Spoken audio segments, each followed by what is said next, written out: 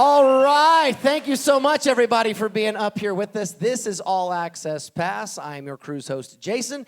And today, certain artists don't need introductions, but they certainly deserve introductions. These two guys right here, as I was just saying to you a moment ago, I don't know that many artists in the world personify an era as much as these two right here. Do me a favor, a big round of applause for today's guest, Cheech Chong.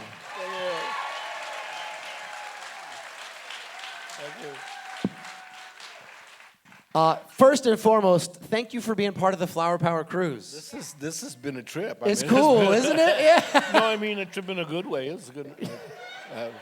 I'm still tripping, man. He's still tripping. He's thinking of going swimming, like out there. Yeah. When you get the call and our people talk to your people and they say, hey, we're throwing a 60s cruise. We're getting everybody back together. It's going to be tie-dye and good times and all the bands and music from the 60s. We want you to be a part of it. What's your first thought process? What's your thoughts? I don't remember the 60s.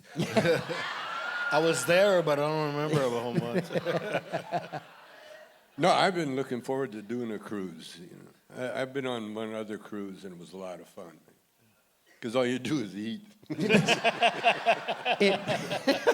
Every time I turn around with the guys, I'm like, hey, are you guys ready to go? I look over and Tommy's got another little sandwich or a piece of fruit. Yeah, we're good. He's got a little plate. It's to keep me from being seasick. Oh, that's what it is. I got it.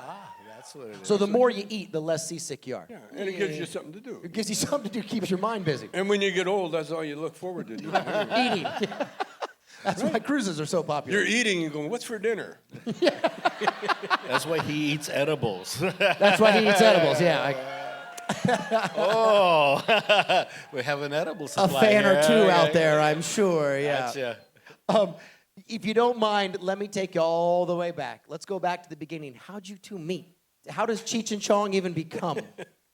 It was an ad. Yes, tell us that story. Tell us whatever story that is. Because it's still very, the subject of immigration is still very touchy. But I literally met Cheech up in Canada, where he wasn't avoiding the draft. No. He was up there in case Viet Cong attacked from Alaska. Got it.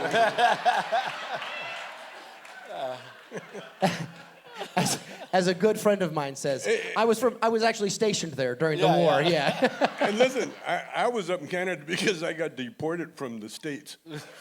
He's Canadian. I got kicked out of the States. I was with Motown and without a green card. I didn't know you needed a green card until I got stopped at the border and they asked me for one.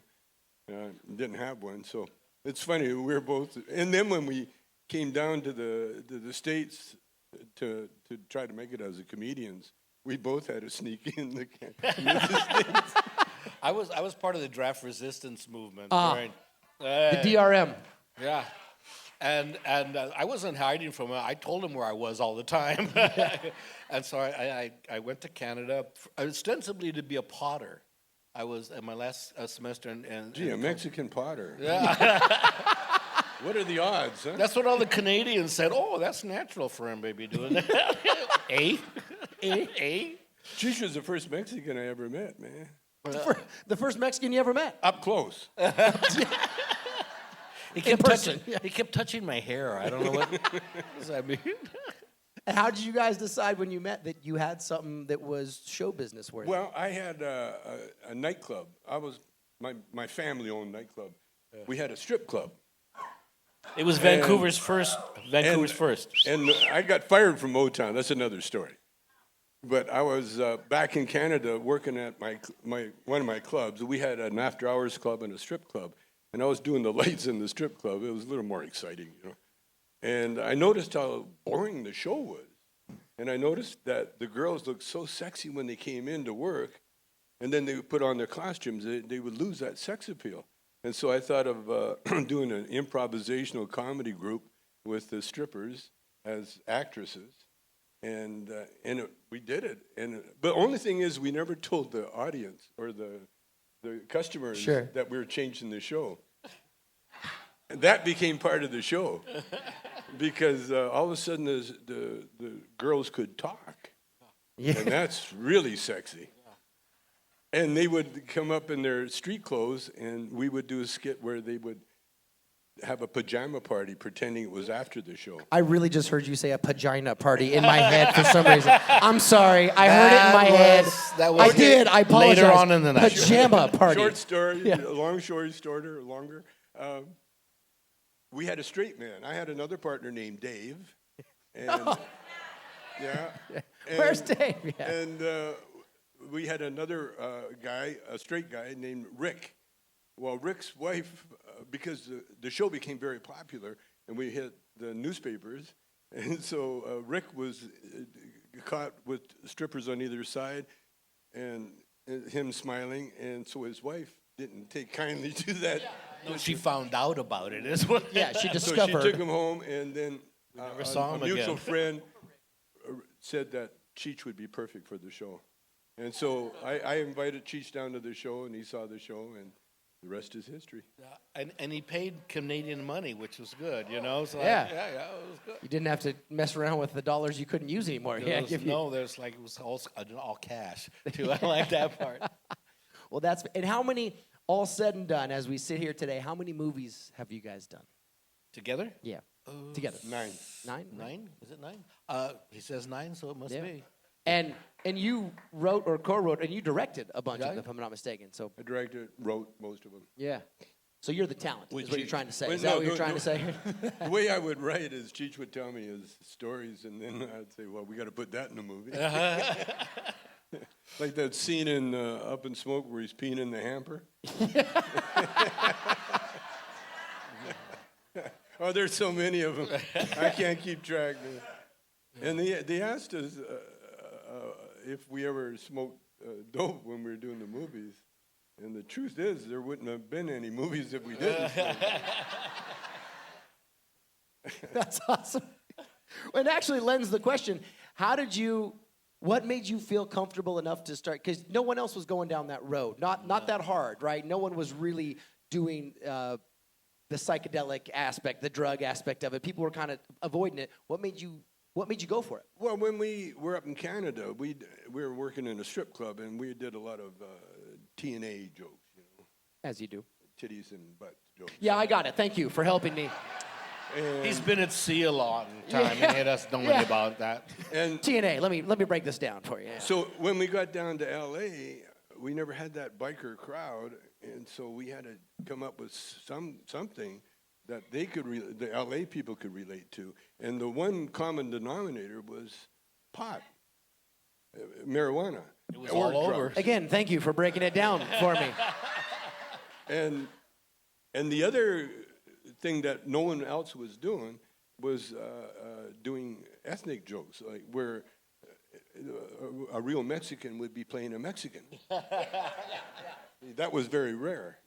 And so when we did that, our career exploded. And I think we're all pretty grateful for that explosion in your career.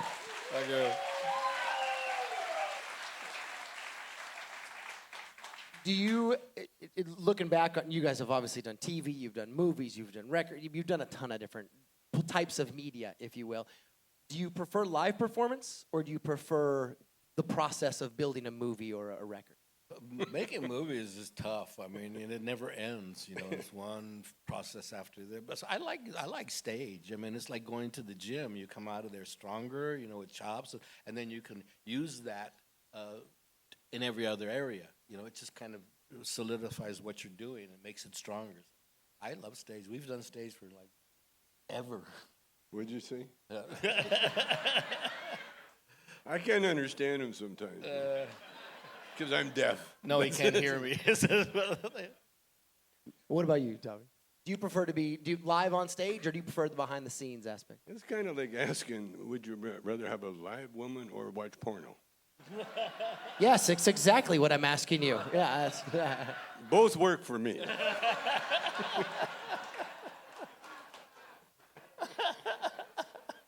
He's not very discerning, is he? This is fine.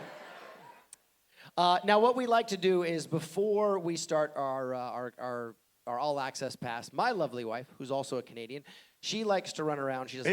Hey, hey, she is yeah, lovely. Yeah, I just had a better look at her today. Yeah, Hey. yeah. What I'm is married your, up. I don't know. I don't What know. is your secret sauce, dude? I don't.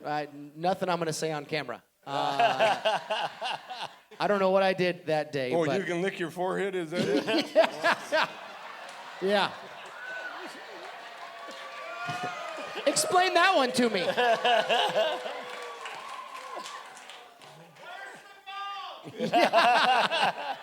The bong. What I like to do is I like to open it up to audience questions from the audience, because obviously these folks love you guys to death, and I can sit up and chat with you forever, but they want to know about you as well. So Tom, who comes to us from Port St. Lucie, Florida, to Tommy, loved you in The Masked Singer. Tell us about it. Tell us a little bit about it. Well, I was very surprised when they asked me because I'm not really known for my vocal prowess. However, I loved it because they gave me a music teacher, to teach me how to sing and learn lyrics, two things I have a hard time doing. And but the only thing is, when I got to the show, I had to pick out a mask, and I picked out the pineapple because it was the most closest to a stoner. Saw But that then coming. you get isolated. No one is allowed to talk to you. Sure. You can't be seen. They put you in I felt like Hannibal Lecter, alone and shrouded, How did it smell inside that mask? How did it smell inside that mask? Good. Oh. I smoked with enough weed. Everything smelled like weed. So. Lovely. But it was a lot of fun, and it was funny because people guessed who I was, but they thought I was Cheech. Yeah. They did. Because people do. People always think that I'm Cheech. We went to Hawaii one time and driving to the beach, they were lined up on the beach going, Cheech, Cheech, Cheech. And then someone told them who I was, and so on the way back, Chong, Chong, Chong. Not to be thwarted, yeah. That's got to be pretty common, though. I mean, as comedic duos, right, you often, you probably do get a fair amount of, you're Cheech, you're Chong. All the time. They call me Chong every once in a while. Then the people that really get pissed off is the Chicanos who go speak Spanish to him, Yeah. Oh, okay, man. I tell him, hey, Penteco. He's too good now, right? He's too good to talk to us now. Exactly, that Cheech Marin's it. I'll talk to you. Well, Susie, who comes to us from Fort Lauderdale, what was the very best time you've ever had high, if you remember? Well, if I remember. Hi. Me? Hi. Watching No. Cheech. Cheech is notorious for taking something and go, what was that? Or, what'd you do with the... I don't eat edibles anymore because I'm not really good with that. Are you one of the, you make the mistake, right? You take 2 bites of the brownie and go, and then you say the worst thing that anyone could ever take. This isn't really working. This isn't really working. That's the cue for the brownie to kick your ass. I guess my wife did that once. She's Russian, she's from Russia, from St. Petersburg, and never smoked dope ever. So one day we were some gig, and she just some guy came up and gave us a box or a thing of toffee or something after that. I said, oh, we had to take a drive the next day. We were chauffeured. I'll just take a little corner of this and have a nice drive. And so she never having to just eat a little bit of the corner of this. And so she did that. This is not working. Oh, yep. Cardinal sin. Yeah, like, Natasha, come back. You've got come 12 back. hands. Yeah. She just, that was, Well, Murray from Toronto has actually a fascinating question. Murray, well done. Have you decided, or will you decide, to donate your brains to medical research?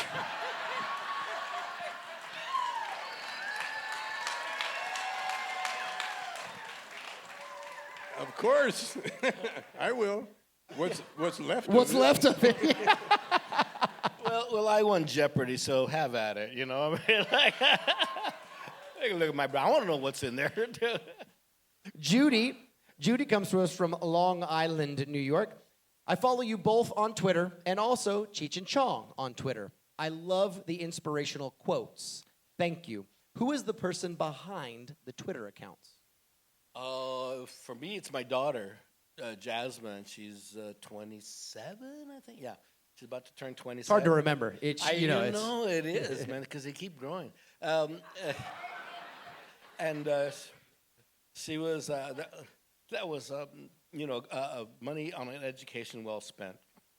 She was a graduate of the School of Art Institute of Chicago. very cool. And Good she for you. runs everything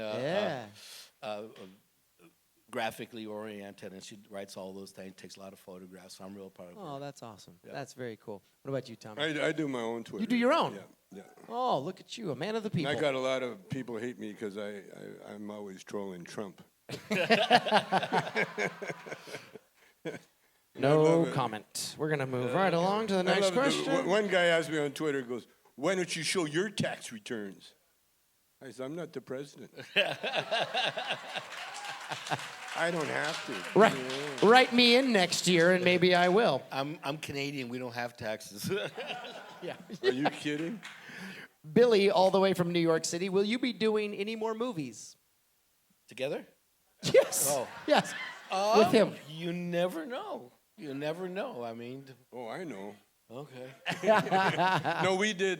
There's a documentary sitting and being worked on right now, and that'll be might be a movie. We don't know yet. We're still waiting to see. But no, not really. You get to the point where people think you were 40 years ago. And when they meet you, they get a little disappointed. I can't stay in a Jesus. trailer that long anymore, Yeah. you know? Like they meet me, they go, "Jesus, Cheech must be a midget."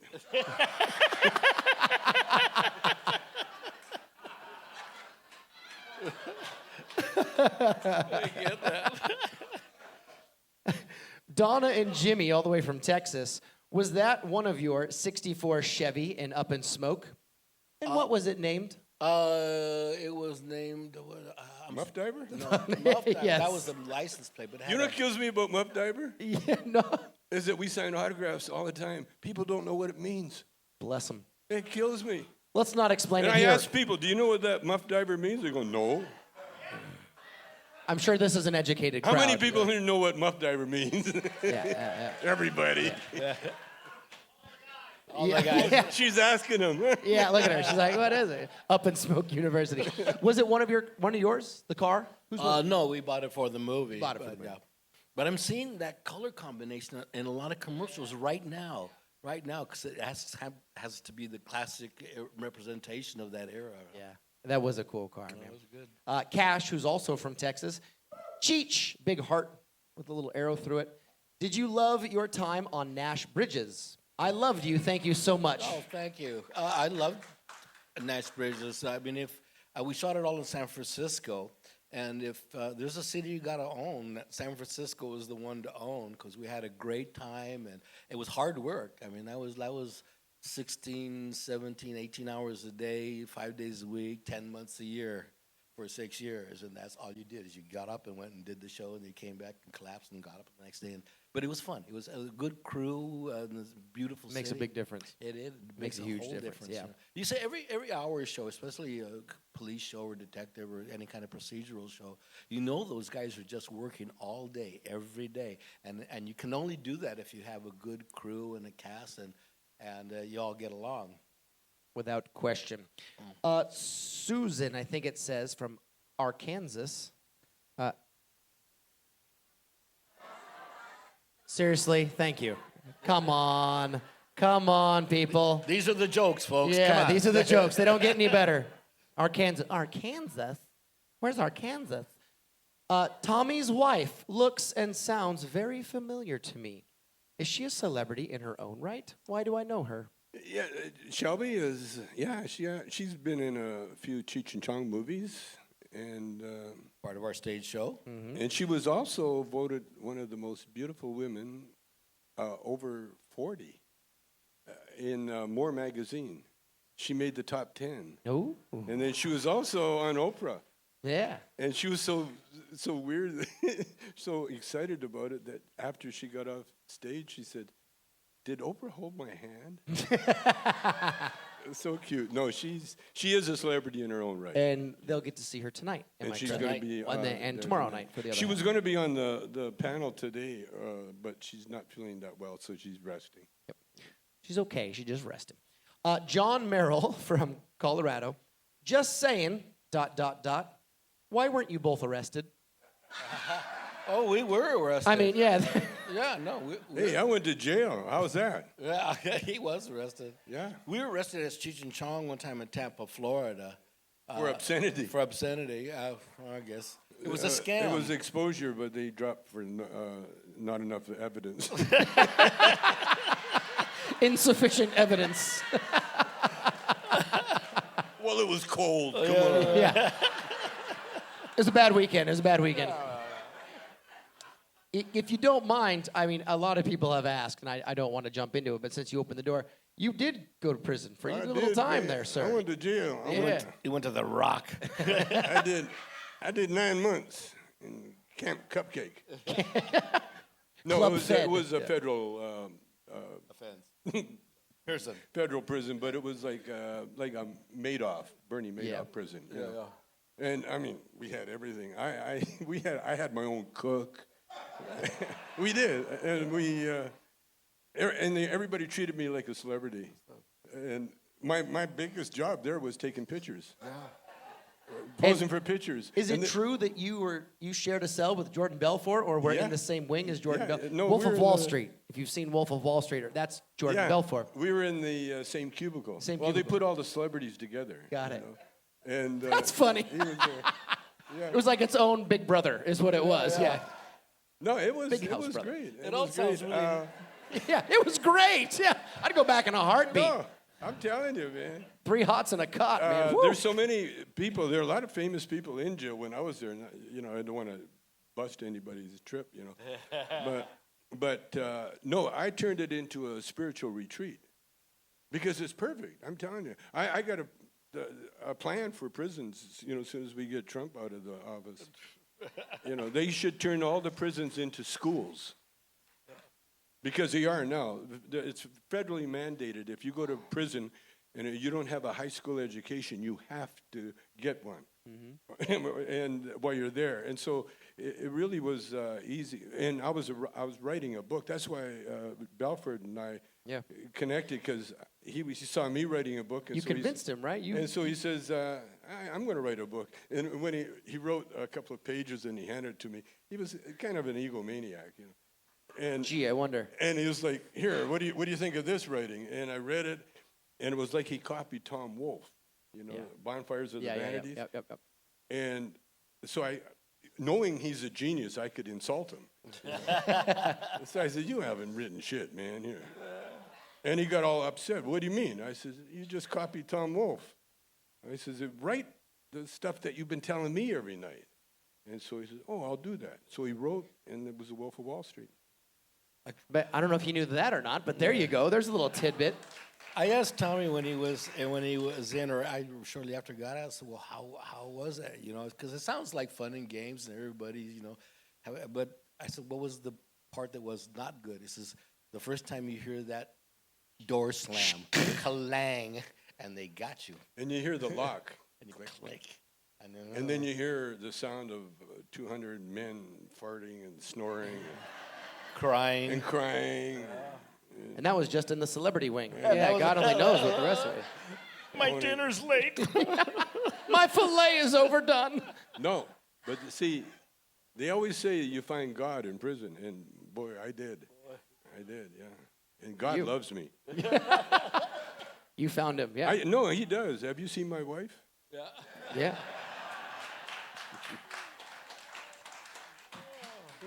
Indeed, sir. I recognize that. I have a familiar situation.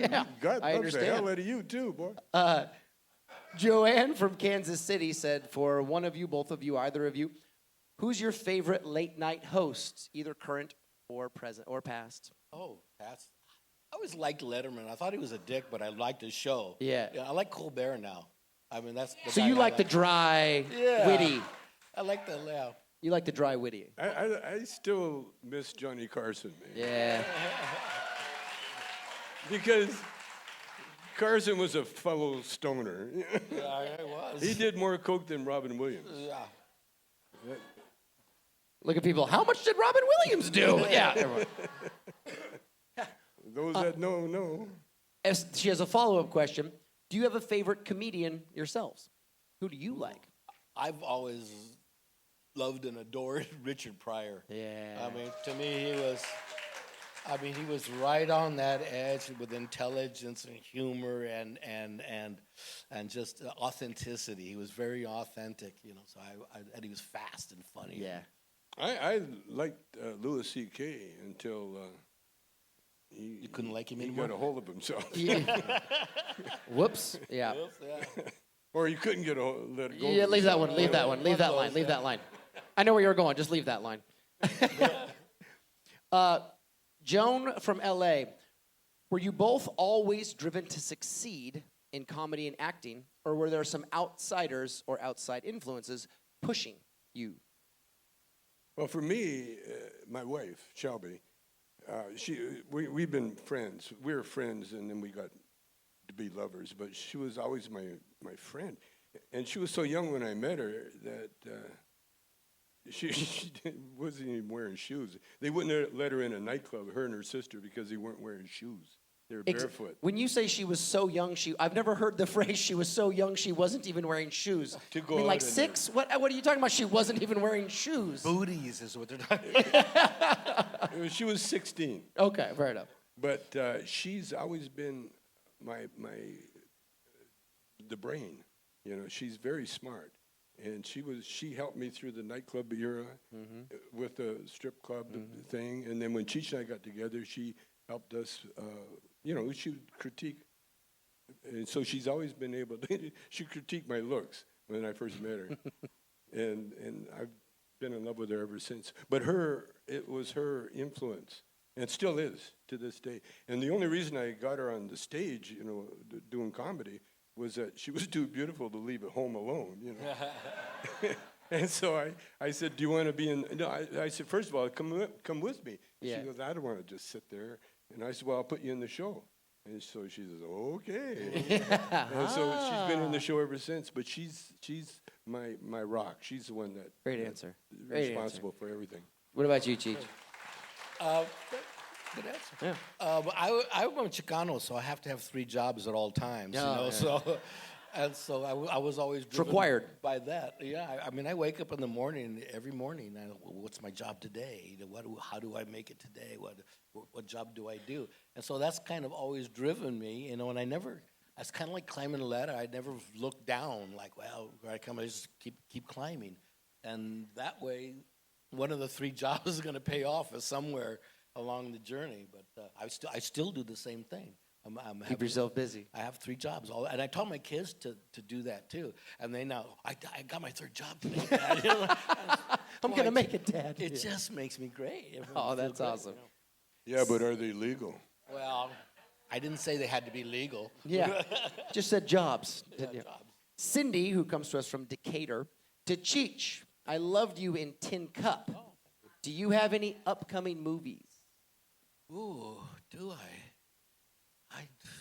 He's got 3 jobs, folks. He's got to decide, Yeah, no, I just did a series called Lodge 49. It's on TV. That's a funny show. I might be doing a couple more. But the thing I'm most excited about that I'm doing right now is Disney. The company Disney is doing live stage productions of some of their most famous animated films, Beauty and the Beast, now the Little Mermaid. And on May 17th and 18th, I'm participating, and I'm Louis the Chef at the Hollywood Bowl. Thank you. I chop off their heads. It don't hurt because they're dead. Yeah. Yeah. It's one of the proudest moments. I'm getting paid to sing at the Hollywood Bowl, So that's nice. Like, wow. This is Oh, that's very cool. So if you're in L.A., May 17th, 18th, please come and see it. Here's an interesting one. Janelle, who comes to us from Palmdale, L.A. County. Do you remember the ice cream truck following the runners down the street in Nice Dreams? Yes. What's the next question? Yep. Oh. I was the stunt woman you ran off the road. There's the one. Hey, there he is. You've recovered remarkably. Thank you. Remarkably. And Cheech took me to Daly's to see what we had shot that day. They were good, weren't they? Bum, bum, bum. Why was it cut? Never to be seen again. Well, that wasn't my part. I wasn't directing. No, I was a director. Yeah. Thank you very much. Oh, you're awesome. Thank you. I appreciate that. Thank you. That was fun. That was fun that day. Irene Fox. Kids today don't seem to realize and act from real life. How did you come up with the ideas, and how much education do you both have?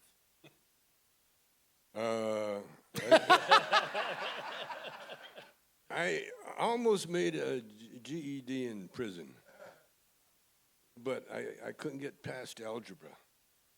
And so the prison says, hey, well, just put down anything, we'll pass you. And I thought, gee, a prison diploma from prison, a high school diploma from prison that I cheated on. That's going on the living room wall. Now there's something I can be real proud of. No, my education has been on the street. When I decided, actually, I smoked a joint, and then I went and quit school the next day, I think, because I realized I'm wasting my time and everybody's time in school. You know, when I should be on the street working and hustling and doing what I had to do, and that's where I learned everything on the street.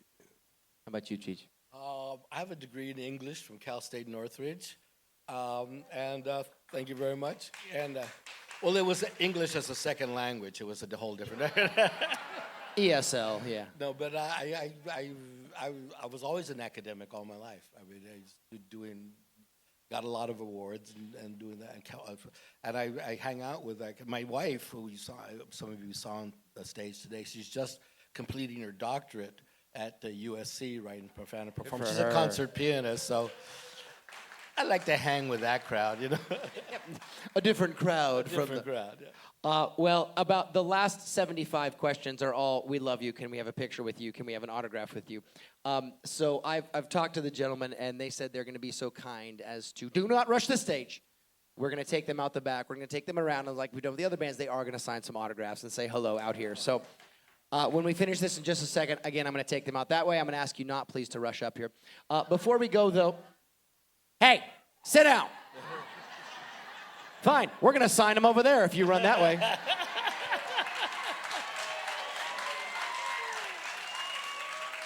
Don't get up before we're done, dang it. Those of you on TV can't see this. People are excited. They're getting in line. What can people expect tonight and tomorrow night? You have a show tonight and a show tomorrow night. What can people expect from your stage show? Well, we've been doing the same show, or roughly the same show, for a long time now. A little And while so now. it's vintage Cheech Chong, the best of. I think that's what people want, if I'm not of mistaken. course. Yeah, It's a lot of music that we've never done before, too. Yeah. So. that's cool. Well, allow me, on behalf of everyone in this room, everyone watching on TV, and certainly all of the people that are in charge of this fantastic cruise, to say thank you so much for being a part of this. Thank you for taking some time today. I appreciate it. My friends, do me a favor. Let's hear it for Thank Cheech you. and Chong. Yeah, thank you. Thanks for coming out. Have a great day. We'll see you out and about.